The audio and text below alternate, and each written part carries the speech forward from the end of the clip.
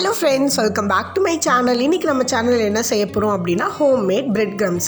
இது எப்படி செய்யலாம் அப்படிங்கறத வீடியோக்குள்ளார போய் பார்க்கலாம். வாங்க வீடியோக்குள்ளார போலாம்.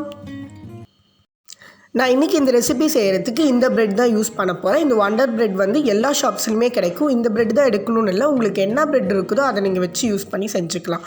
ஒரு மிக்ஸி ஜார்ல வந்து இந்த bread எல்லாமே நீங்க உடைச்சு போட்டுக்கோங்க.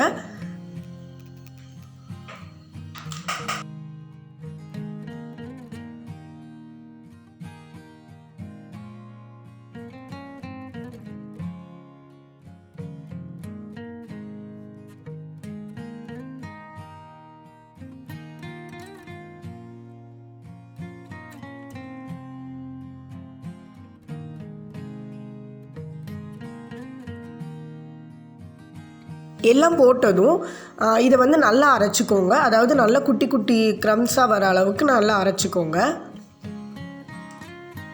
பாருங்க நமக்கு நல்ல குட்டி குட்டியா கிரம்ஸ் மாதிரி வந்துருச்சு.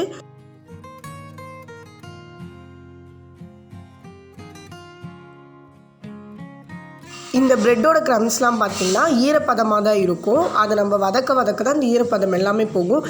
இந்த ஸ்டேஜில் வந்து நீங்கள் ஏதாச்சும் ஒரு ரெசிபி பண்ணிங்கன்னா அது கண்டிப்பாக வந்து நமக்கு கிறிஸ்பியாக வராது. இப்போ நம்ம ஒரு வடைசட்டி எடுத்துக்கலாம். இதில் எண்ணெயோ தண்ணியோ எதுவுமே யூஸ் பண்ணவே கூடாது. அந்த வடைசட்டி ரொம்ப ட்ரையாக இருக்கணும். அதுதான் முக்கியமான ஒரு விஷயம். தண்ணியோ எண்ணெயோ அதில் இருக்கக்கூடாது. இப்போ நம்ம அரைச்சி வச்சுருக்கிற அந்த கிரம்ஸ் எல்லாமே இதில் போட்டு நல்லா வதக்கிட்டே இருக்கலாம். அதோட ஈரப்பதம் எல்லாம் போகிற அளவுக்கு அது நல்லா வதங்கணும். இதை வந்து நம்ம வதக்கிறப்ப அடுப்பு ரொம்ப கம்மியான சூட்டில் தான் இருக்கணும். ரொம்ப அதிகமாக இருந்துச்சுன்னா தீஞ்சு போயிடும். அதனால் ரொம்ப கம்மியாக வச்சு நீங்கள் வதக்கிக்கோங்க. கைவிடாமல் இதை கலரிக்கிட்டே இருக்கணும். இல்லைன்னா இது ரொம்ப அடிப்பிடிச்சி தீர மாதிரி நமக்கு வந்துடும். இப்படி நம்ம வதக்கிக்கிட்டே இருந்தால் தான் எல்லா பிரெட் க்ரம்ஸுமே வந்து நமக்கு வந்து அந்த ஒரு ப்ரௌன் கலரில் சேஞ்ச் ஆகும். நம்ம ரொம்ப வதக்காதே விட்டுட்டோம் அப்படின்னா அந்த ப்ரௌன் கலரில் நமக்கு சேஞ்ச் ஆகாது. இப்போ உங்களுக்கு பார்த்தனாவே நல்லா தெரியும், ப்ரௌன் கலரில் சேஞ்ச் ஆகிட்ருக்கும்.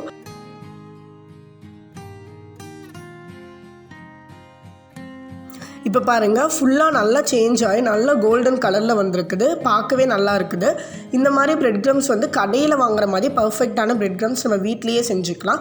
இன்னொரு வே வந்து நம்ம ஃபஸ்ட்டு ப்ரெட்டை வந்து நம்ம ஒரு தோசைக்கல்லையோ ஒரு பேன்லேயோ போட்டு ஃப்ரை பண்ணிவிட்டு அதுக்கப்புறம் மிக்சியில் போட்டு அரைக்கிறாங்க. அப்படி பண்ணால் நமக்கு பர்ஃபெக்டாக வராது. இந்த மாதிரி நம்ம ஃபஸ்ட்டு அரைச்சிட்டு இந்த மாதிரி நம்ம குக் பண்ணிட்டோம் அப்படின்னா நமக்கு பர்ஃபெக்டான பிரெட் க்ரம்ஸ் வரும். இதை வந்து ஒரு பாட்டிலில் நம்ம ஸ்டோர் பண்ணி வச்சுக்கிட்டு ரெகுலர் யூஸுக்கு நம்ம நிறைய டிஷ்ஷஸ் செஞ்சுக்கலாம். இந்த பாட்டில் வந்து தண்ணி எதுவுமே இருக்கக்கூடாது. அதுதான் முக்கியமான ஒரு விஷயம்.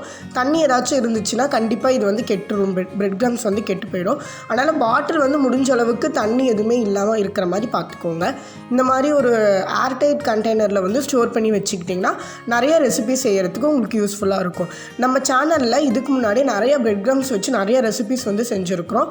அந்த ரெசிபீஸோட லிங்க் எல்லாமே உங்களுக்கு டிஸ்கிரிப்ஷன்லேயும் கார்ட்ஸ்லேயும் நான் கொடுக்குறேன். வேணுங்கிறவங்க அதையும் நீங்கள் செக் பண்ணி பார்த்துக்கலாம். அவ்வளோதான், நம்ம ஹோம்மேட் பிரெட் க்ரம்ஸ் எல்லாமே அழகாக ரெடி ஆகிடுச்சு. இந்த வீடியோ உங்களுக்கு பிடிச்சிருந்துச்சுன்னா நம்ம சேனலுக்கு மறக்காமல் சப்ஸ்கிரைப் பண்ணிடுங்க. தேங்க்ஸ் ஃபார் வாட்சிங்.